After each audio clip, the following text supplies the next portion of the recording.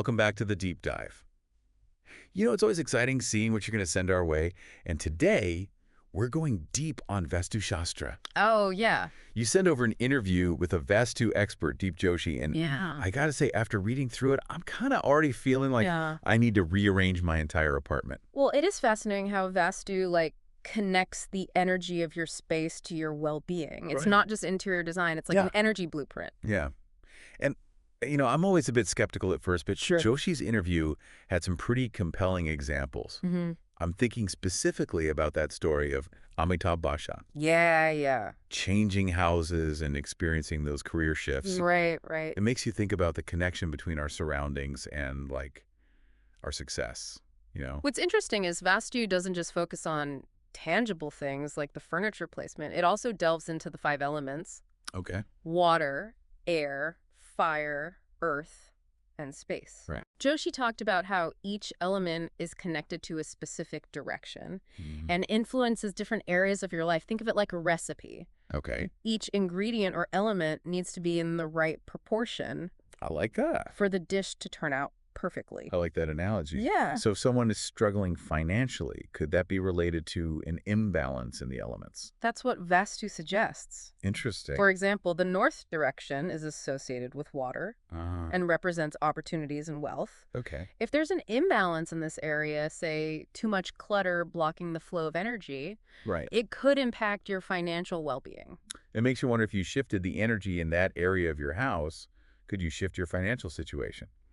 It's possible. Joshi also talked about the southeast direction Yes. being linked to fire energy, Uh-huh. which relates to cash flow. He actually had a pretty simple tip for enhancing the fire energy in the southeast, Okay. using a red light bulb. Since red is associated with fire, it can help activate that energy. So it's like Yeah. you're sending a subtle signal to the universe. Exactly. I'm suddenly very aware of all the light bulbs in my house. Me too. Now, I know Vastu has ancient roots, Yes. but Joshi talked about the Vastu Purusha. Right. What's the story there? So imagine this. A powerful demon wreaking havoc, Okay. and the gods come to subdue him, pinning him face down on earth. Wow. That's the Vastu Purusha. Okay. The belief is that his energy resides in every dwelling, influencing the space. So he's like imprinted on the land itself. Exactly. And different parts of his body correspond to different zones in a building. Okay. Each zone has its own energetic quality and function. Right. And Vastu outlines 16 of these zones. So it's not just about the overall energy of the house, it's about understanding the specific energy of each area. That's right. What are some of the key zones we should be aware of? Well, the northeast zone is particularly important. It's considered incredibly sacred and is associated with spirituality, wisdom, and positive energy flow. Mm-hmm. Joshi stressed that having a toilet in the northeast Right. is a major Vastu flaw because it's thought to drain the positive energy from that area. Okay, that makes sense, especially since the Northeast is linked to, wisdom and positive energy. Exactly. What about the other zones? Uh-huh. Joshi also mentioned the Southwest, right? Yes. The southwest direction is linked to the earth element Okay. and represents stability, family, and relationships if someone's having relationship issues. Right. Vastu might suggest looking at the southwest area of their home. So if you wanted to strengthen family harmony, Yeah. you could focus on enhancing the energy in the Southwest. Exactly. But how would you do that? It could be as simple as using earthy colors, Okay. displaying family photos, or even placing a heavy object there to ground the energy. Interesting. I'm starting to see how Vastu can be applied to so many different areas of life. It's not just about aesthetics. It's about creating a space that supports your overall well-being. That's the idea. And what's fascinating is that this ancient system seems to be making its way into the modern world. It is. Joshi talked about how Vastu principles are being applied in surprising places like Dubai, Mm-hmm. with the strategic placement of buildings like the Burj Khalifa. It's pretty amazing. Right. And even Silicon Valley, who would have thought? I know. He mentioned Steve Jobs' connection to the Indian guru Neem Karoli Baba Mm-hmm. and how that influenced Apple's design philosophy. It's like this ancient wisdom is woven into the fabric of modern technology. Right. Who knew that a trip to India for spiritual enlightenment could indirectly lead to the iPhone? Okay, my mind is officially blown. I know, it's pretty wild. But it also raises the question, Yeah. if these Vastu principles are so effective, Right. why isn't everyone using them? That's a good question. Are there any downsides or misconceptions people should be aware of? Joshi did mention a few things. Okay. For example, people often think a northeast entrance is always the best, Right. but it depends on the specific subzones within the northeast. Oh, okay. Similarly, there's a misconception that northeast toilets are insignificant. Right. But as we discussed, they're considered a major Vastu flaw. And just because a builder claims a property is Vastu compliant doesn't mean it is. It's like anything else. You need to do your research and consult with an expert. Absolutely. Right. A qualified Vastu expert can analyze your space and provide personalized guidance, Right. just like a doctor would for your health. And speaking of experts, Joshi shared some really intriguing case studies Yes, he did. where he used Vastu to help people overcome challenges in their lives. I'm dying to hear about those. Well, let's dive into those case studies and see how Vastu played out in real-life scenarios. Great. Lead the way. Okay. All right. Those case studies hit me with them. I'm ready for some Vastu mysteries. Okay, so get this. Joshi had a family come to him, Okay. and they were constantly spending money Uh-huh. on neighbors and guests, hoping it would come back around when they needed help. Oh, so it's kind of like a Yeah. recipe for financial drain, Uh-huh. not to mention resentment. Exactly. What was the Vastu connection there? Well, their east direction was extended Okay. beyond the ideal proportions, and Joshi explained that this imbalance was actually pushing them to overextend themselves in those relationships. Oh. Almost like they were compelled to keep giving. So it wasn't just their personality or their, Right. financial habits. Right. Their house was playing a role. Yeah. Did making changes to the east direction actually help? So that's the fascinating part. Once Joshi recommended a Vastu treatment for the East, the family noticed a shift. They were able to set better boundaries and stopped feeling obligated to overspend. That's wild. It Yeah. really highlights how our surroundings can subtly influence our behavior, Oh. even in ways we don't realize. Yep. What other mysteries did Joshi crack with Vastu? There was another case where a family couldn't sell their property no matter what they tried. Turns out they had a water tank directly over the southeast zone of their house. Uh-huh. Water dousing the fire energy. Yeah. Needed for action and progress. Classic True. Vastu clash of the elements, You right? got it. Once they removed the water tank, Uh, guess what? The property sold quickly and at a great price. I swear, this Joshi guy is like a Vastu detective finding those hidden energy culprits. It almost makes me want to get my own house analyzed.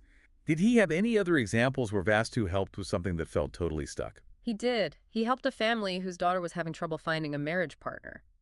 And it Wow. turned out their southwest direction, the one that governs relationships and stability, was off kilter. It's interesting how a concept like marriage, which we often think of as purely social or emotional, can be connected to these energetic principles. Right. So did fixing that southwest zone lead to wedding bells? That's what Joshi reported. Wow.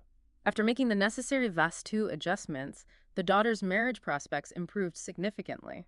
It's amazing how these stories really highlight how Vastu can be applied to such a wide range of life situations. Right.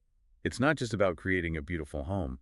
It's about understanding how the energy of our space impacts everything we do. Yeah. And it really makes you question how much of our lives is influenced by factors we're not even aware of and what possibilities could open up if we started paying attention to these subtle energies. Right. It's almost like tapping into a secret code for success and well-being. Exactly. What did Joshi have to say about the future of Vastu?